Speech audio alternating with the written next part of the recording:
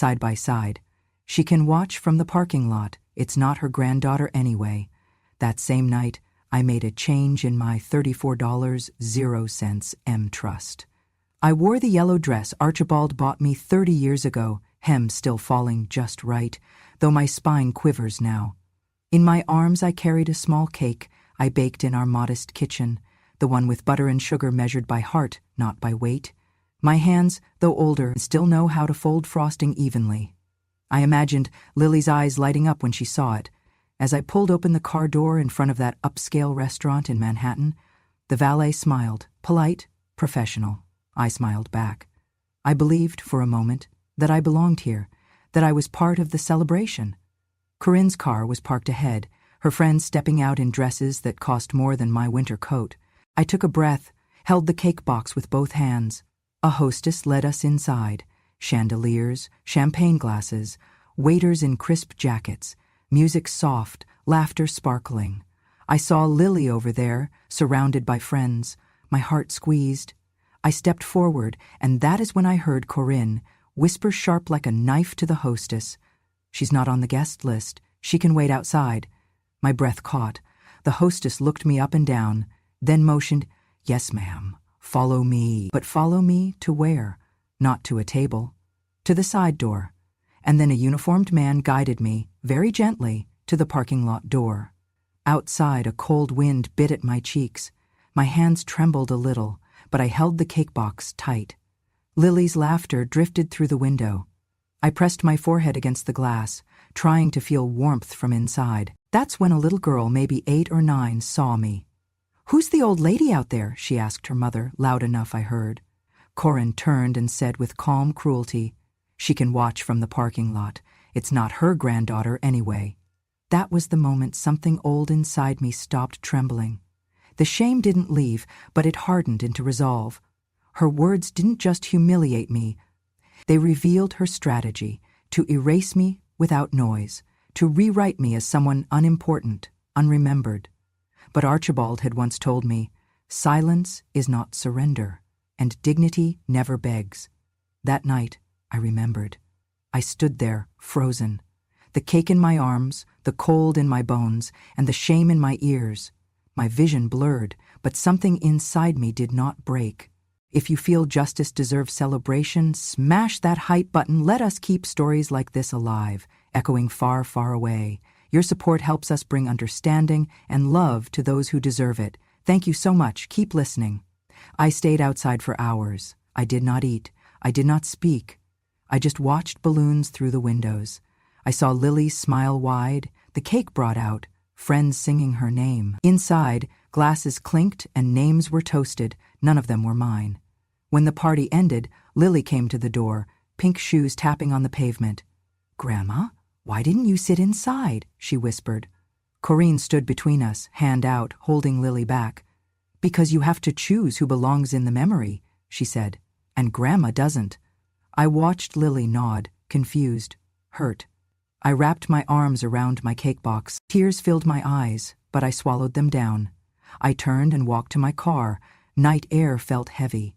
Back in the silence of my apartment, I placed the cake in the fridge, candles unlit. I sat at the window, watching windows lit all across the city, birthdays happening everywhere, people together, and I sat alone. I called Harold Kim. His voice, aged, always calm. I said, "It is time to open what Archibald left behind." He paused, then said, "I thought you would say that." And with that, I knew I was no longer silent. When you've been loved by someone quiet and brilliant, the silence they leave behind becomes a second language. Archibald never shouted, not even when we fought. He was not a loud man, but he made things happen. We met in 1968. I was working the lunch counter at a bookstore in Queens. He came in every Thursday, ordered lemon tea, always read something thick, law usually. I didn't know who he was at first, just that he tipped well and never talked down to me. The week he finally asked me out, I had just failed my 3rd attempt at getting a library assistant job. He said, "Come anyway.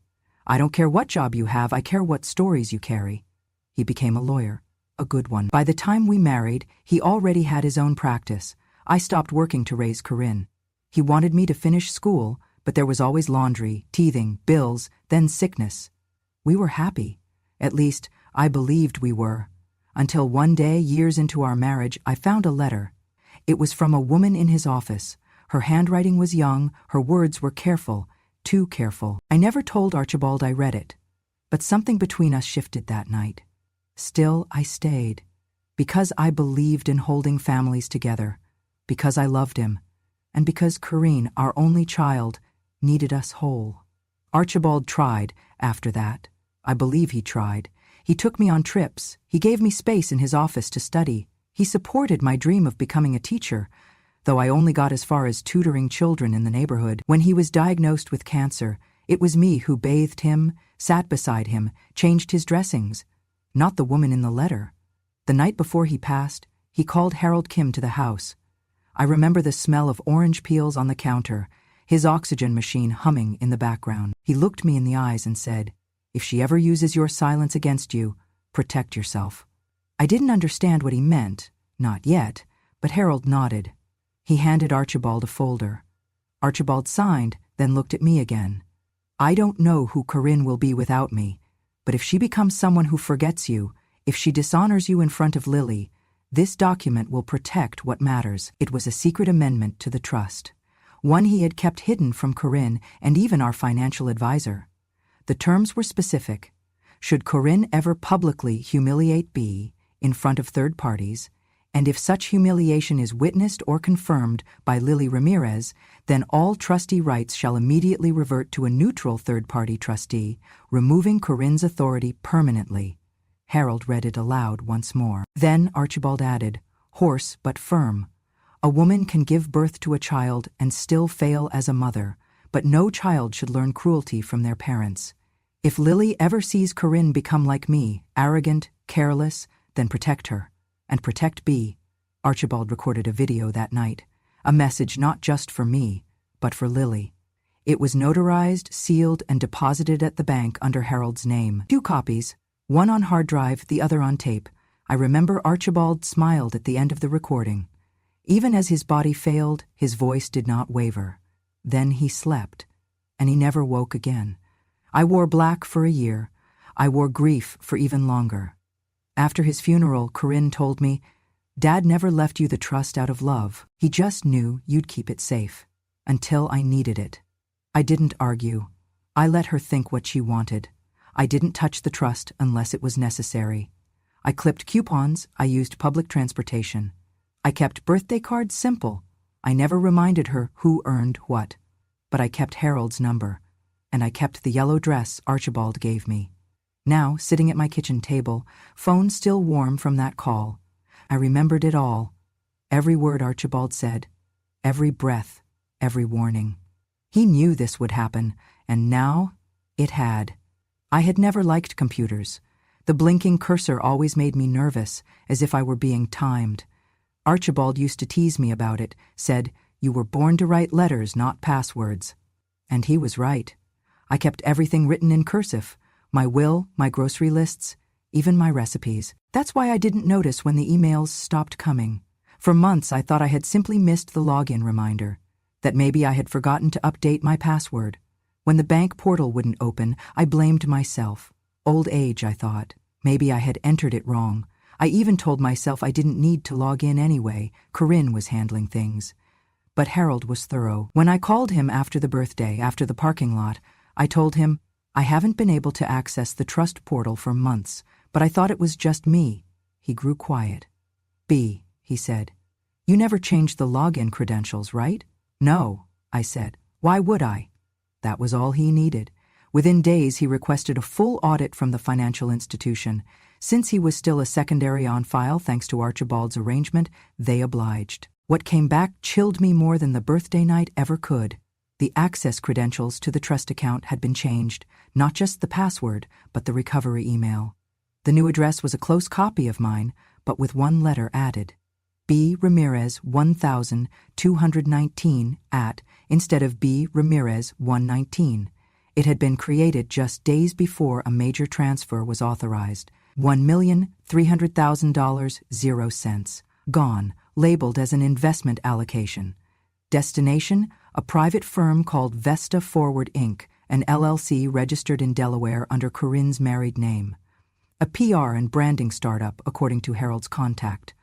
No documentation approving the transfer was attached, no signatures, no scanned authorization from me. But there was one thing, a copy of an email, supposedly from me, giving verbal consent. "Let's move forward with this," it read. "Corinne has my blessing."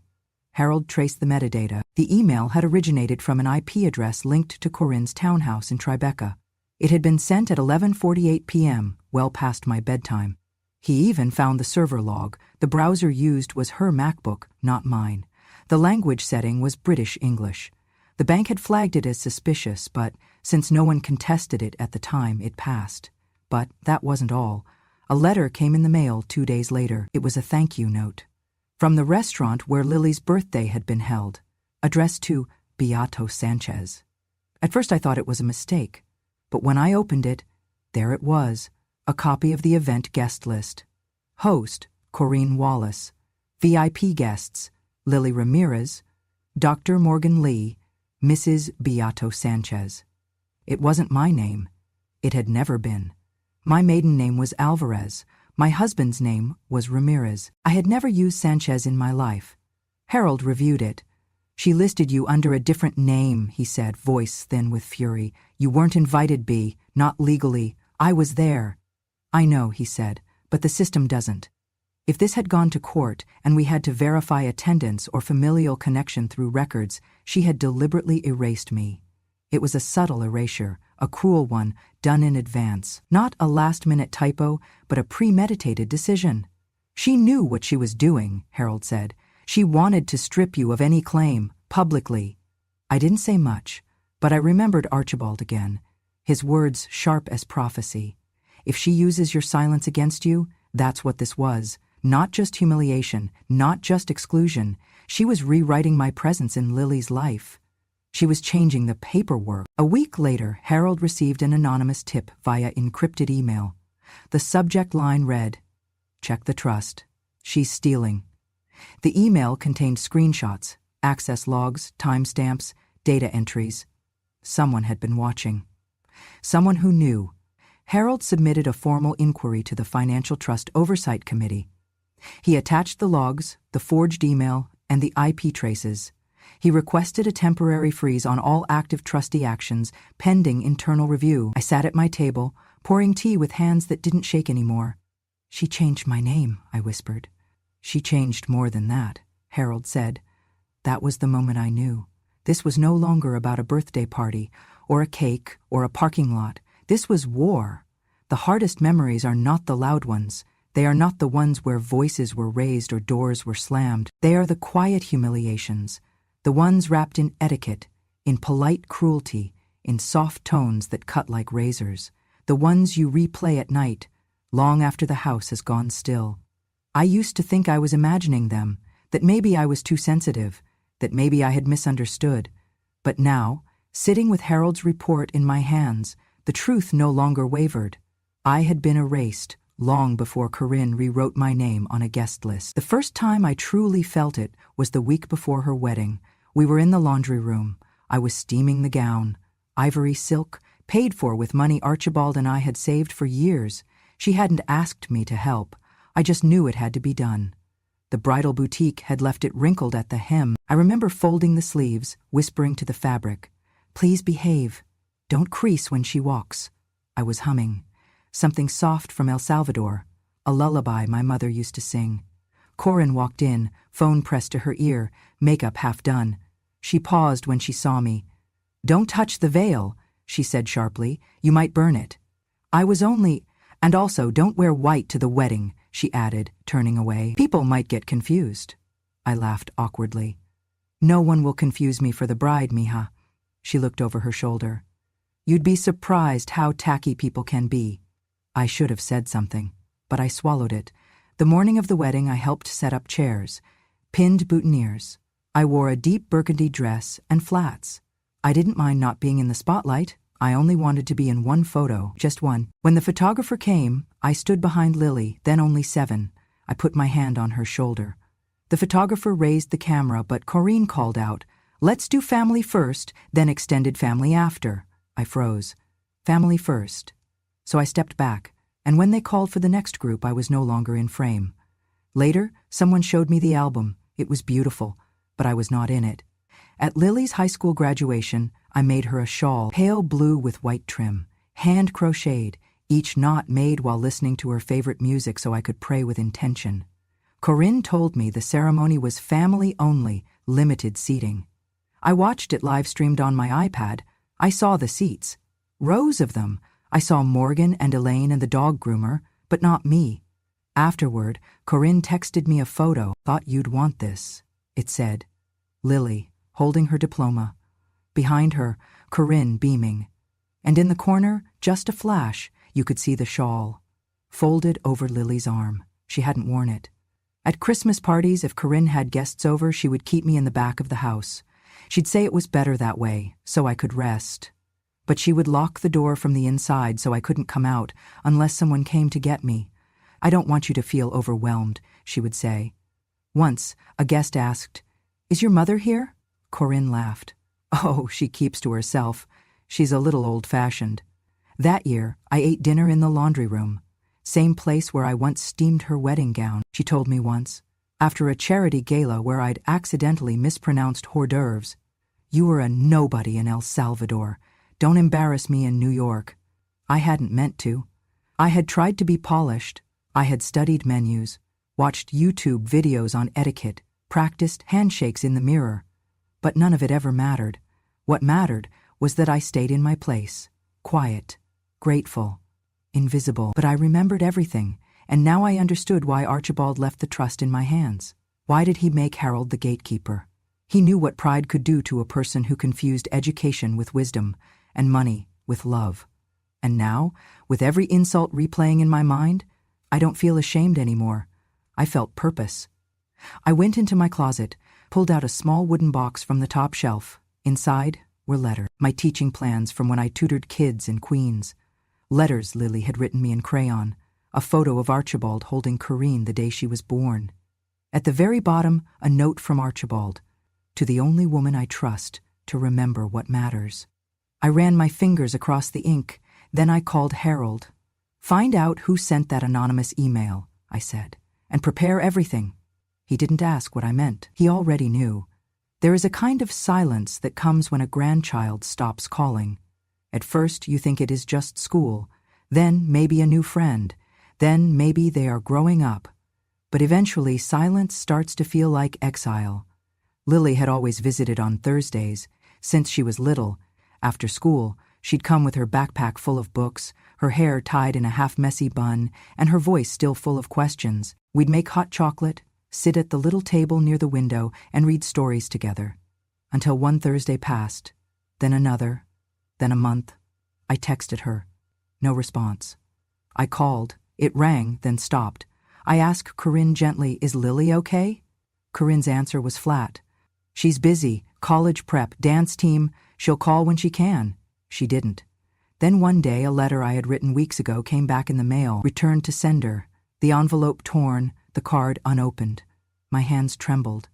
That night I sat by the window, the same one Lily used to lean against, and whispered to the wind, I miss you, my sweet girl.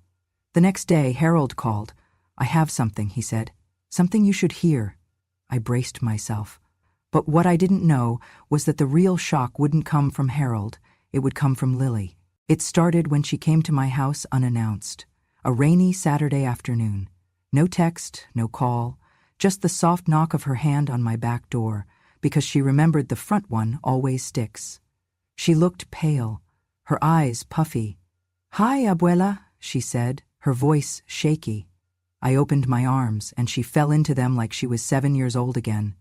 We sat on the couch. I made tea. She didn't speak for a long time. I just looked around.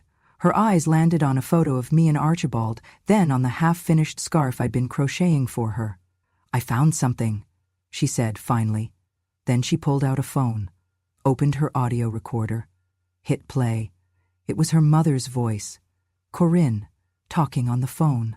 Calm, careless. No, I'm not worried about her. She's just a maid with a dead man's money. Once this transfer goes through, we'll close the account and be done." I sat still. Lily didn't cry, but her hands clenched.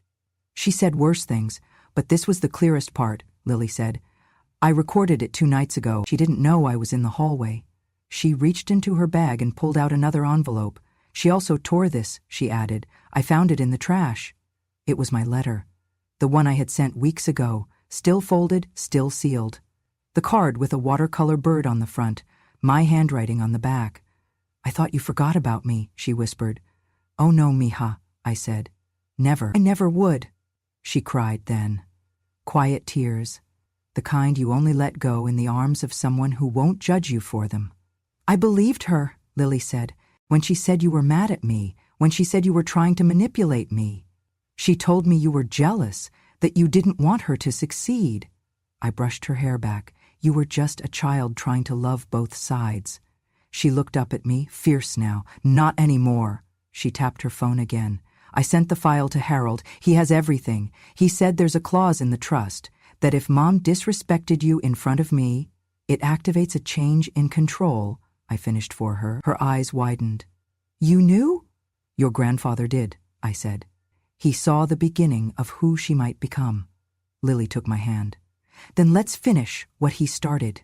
That night, the silence between us shattered. We spoke for hours. About her childhood, about mine, about the moments Corinne had rewritten, reshaped, replaced. I told her about Archibald's last words, about the document, about the video. She listened. Then she stood up, wiped her face, and said, "Tell Harold I want to testify."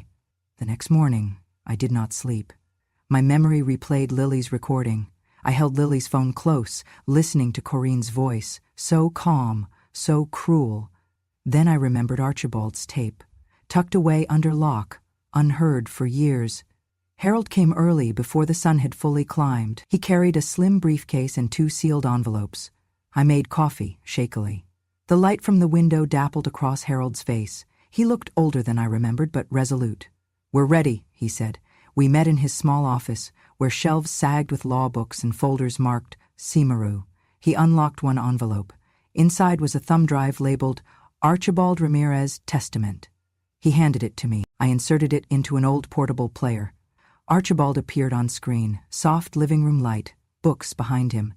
He turned to face the camera, speaking as if to a jury. "The money was not for power. It was to protect B." He paused, voice heavier. "When I made this trust, I saw my daughter's ambition, her glare toward success. I saw that she liked being seen. But no success should come from erasing the ones who gave you everything. If she uses your silence, Bia, if she makes you invisible, I want you to have this recording." He leaned forward. "Protect Bia and protect Lily's heart. One must never confuse silence with submission." The words landed in me like bricks. I pressed a hand to my chest. Harold rewound the tape, played another piece. Corinne's words from Lily's hidden recorder. My mouth opened, my heart rising. Then Harold played the video from the parking lot. A shaky selfie video, someone holding the camera from behind a car, flash flaring, a voice saying, "Look, she's out there. Can you believe they made her stand in rain just to watch cake from outside?" Lily's laugh, then her gasp, crowd murmuring. It was viral, on Instagram, TikTok. Harold showed me screenshots, anger, pity, words of people demanding justice. We had proof. Harold contacted the Financial Trust Oversight Board. He presented both the tape of Archibald and Lily's recording, emails forged, the IP logs. We filed a motion to freeze Corinne's access, to suspend her trustee powers pending investigation.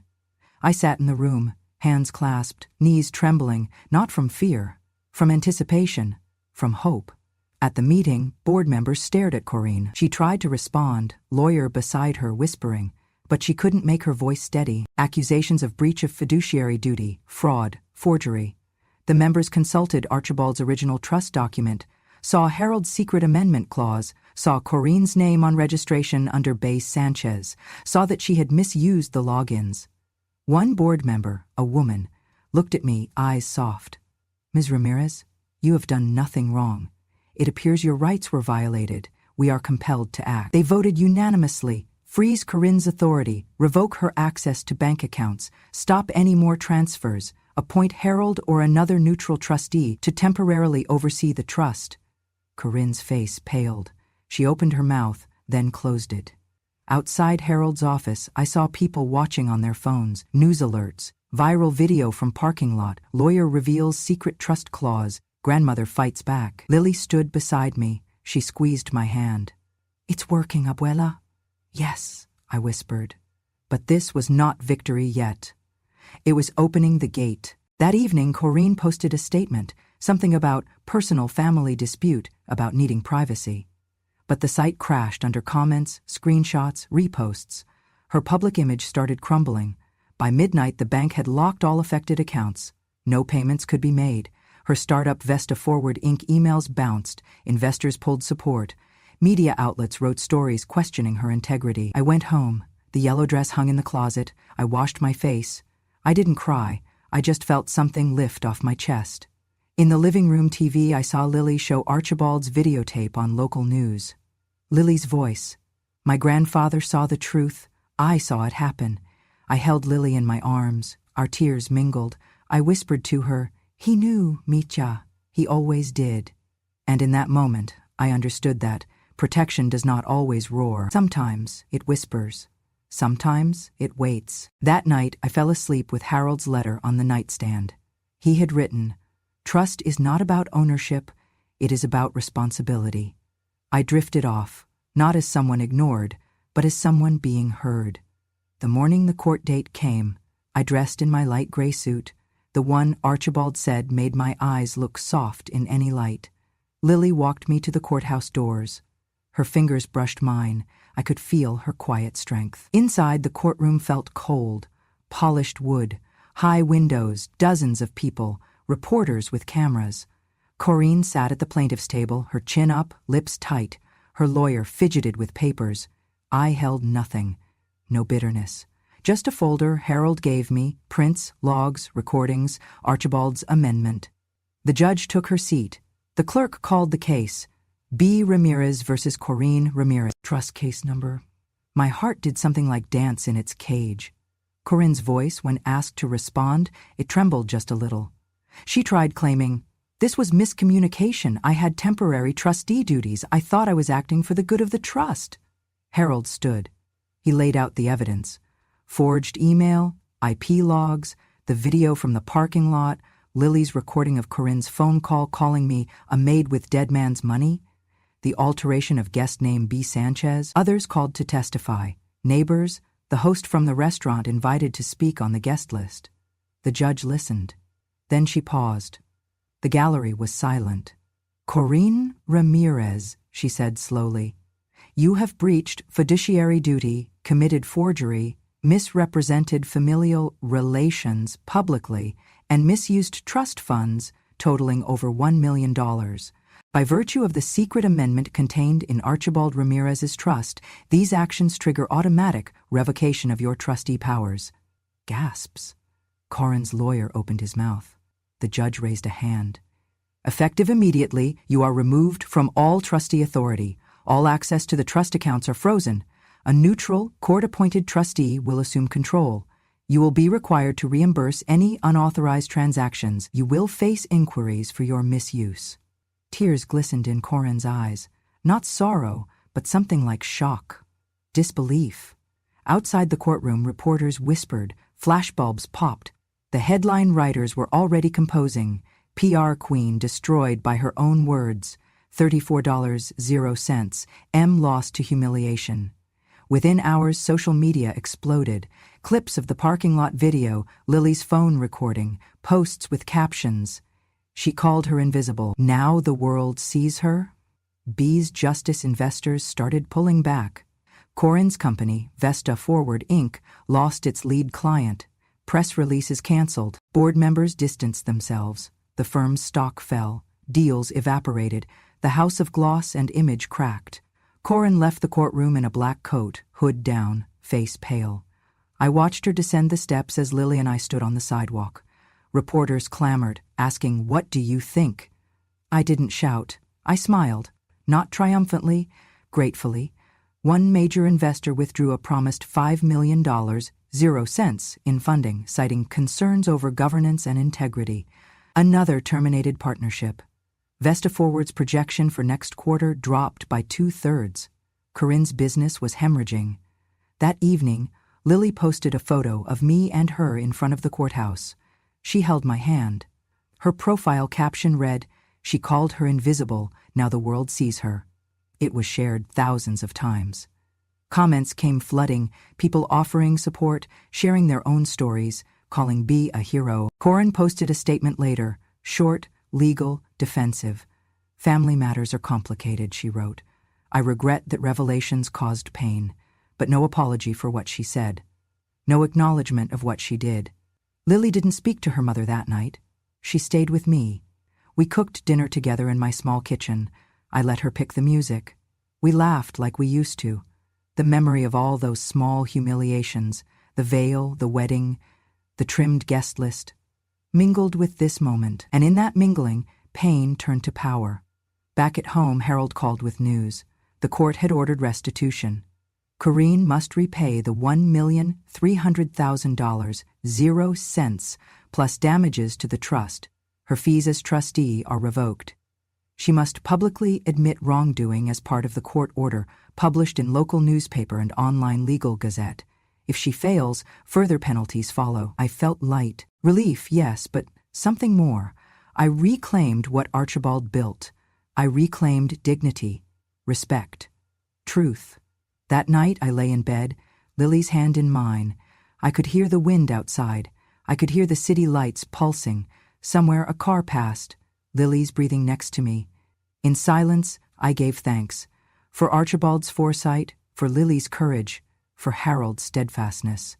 For all the voices that finally heard. And when Corinne, somewhere behind locked doors, watched the news, she saw more than headlines. She saw that silence does not hide injustice. Truth does. The building wasn't grand. No marble, no gold lettering, just a brick facade with warm windows, old elm trees out front, and a hand-painted sign, B's Room, a place to read, learn, and be remembered. It was the first center of its kind, free literacy and conversation classes for elder immigrants who'd been pushed to the corners, forgotten, told they were too late for anything. But I didn't want it to be grand. I wanted it to be safe. That morning, the ribbon ceremony gathered more people than I expected. Volunteers, donors, a few councilwomen, reporters from the story still trailing me. But I wasn't nervous. Lily stood beside me in a pale blue dress. She held the scissors for the ribbon. Before she spoke, she looked at me, just for a moment, and smiled. Then she said it. She never raised her voice, but she raised me. A silence followed, not awkward, reverent. She taught me that dignity isn't loud, it's persistent, and that silence doesn't mean weakness, it means patience. She turned to me, her eyes filled with something so deep it stopped the wind. Maya Wella didn't lose her voice, she saved it. For the day the world was finally ready to listen, applause broke, gentle, squealing. Then they turned to me. I stepped up to the small wooden podium. My hands didn't shake. I unfolded a letter. It was handwritten, in English, not because I needed to prove I could, but because I chose to. My name is Bier Ramirez. I was born in El Salvador. I came to New York with a suitcase, a baby, and a heart full of apology. I spent 40 years thinking silence was protection, that if I just endured, just waited, people would see my love. I paused. But sometimes silence becomes a shadow, and if we let them, people will leave us in that shadow, while they stand in the light made from our sacrifice. A few people gasped. I was told I wasn't educated enough, that I had an accent, that I didn't belong. I was told I didn't matter, that even the granddaughter I helped raise didn't belong to me, and for a long time I believed them. I looked out. Lily wiped a tear. But let me say this clearly. I did not come here to be erased. I may not have been born in applause, but I will not die in silence. The crowd rose. They didn't cheer wildly, they stood, like in church, with respect. Afterwards, they toured the small reading room, oak shelves, soft lamps, worn dictionaries. ESL books, newspapers in Spanish, Mandarin, Vietnamese. One wall bore a quote from Archibald, "If silence ever becomes cruelty, break it." Near the window was a framed scarf, my old knitting. Below it, a plaque, in honor of the quiet ones, who remember everything. That afternoon, my first class gathered, 5 women, all over 60. 1 from Haiti, 1 from Laos, 2 from Mexico, 1 from Bangladesh. Nervous, shy, holding pens like knives. I greeted them, "Welcome." They responded slowly, voices low. "Today," I said, "you will learn how to say your name like it is something sacred." We practiced greetings. We laughed. One cried. She hadn't spoken English aloud in 10 years. I handed her tissues. I told her it was okay. Outside the sun lowered. The elm trees cast long shadows, but the room glowed. When class ended, Lily stayed behind. She brought tea. We sat near the window. She didn't speak for a long while. Then she asked, "Do you miss her, even after everything?" I knew who she meant. I looked out. "I miss the little girl she was," I said quietly, "but not the woman she became." Lily nodded. "She still hasn't apologized," she said. I smiled, but gently. "Some people don't know how," I said. "But I'm not waiting anymore." A few minutes passed. Then Lily pulled out a small envelope. "I found this," she said. "It's from Grandpa." It was a photo. Faded. Me, Archibald, and a baby Lily in a stroller. On the back, he'd written, "Love is not volume, it is presence." I placed it on the sill. Let the sunlight catch it. Before we closed up that evening, one of the women from class came back. She brought a small bag of oranges. She pressed them into my hand. "For you, Maestra," she said. "You make me feel young again." I thanked her. She turned to leave, then paused. "You speak softly," she said, "but I hear you more than anyone." And she walked into the night. I stood in that doorway for a while. The city sounded far away. The air smelled of oranges and old paper and new hope. And for the first time in a very long time, I felt like the person I was always meant to be. Not invisible, not waiting, just me, _______. If this story moved something quiet inside you, you're not alone. Too many women like B have spent decades being spoken over, cast aside, or told to wait their turn, until there's no time left. But B didn't wait. She remembered. She rose, and she reminded us all, you don't need to raise your voice to reclaim your worth. If you believe voices like B's deserve to be heard, supported, and remembered, please subscribe to Grandma True Stories. We share real stories from women who've lived through betrayal, silence, and strength, and came out the other side with something to say. Hit that subscribe button, tap the bell, and let these truths echo far beyond the porch, because when a grandma speaks, the world should listen.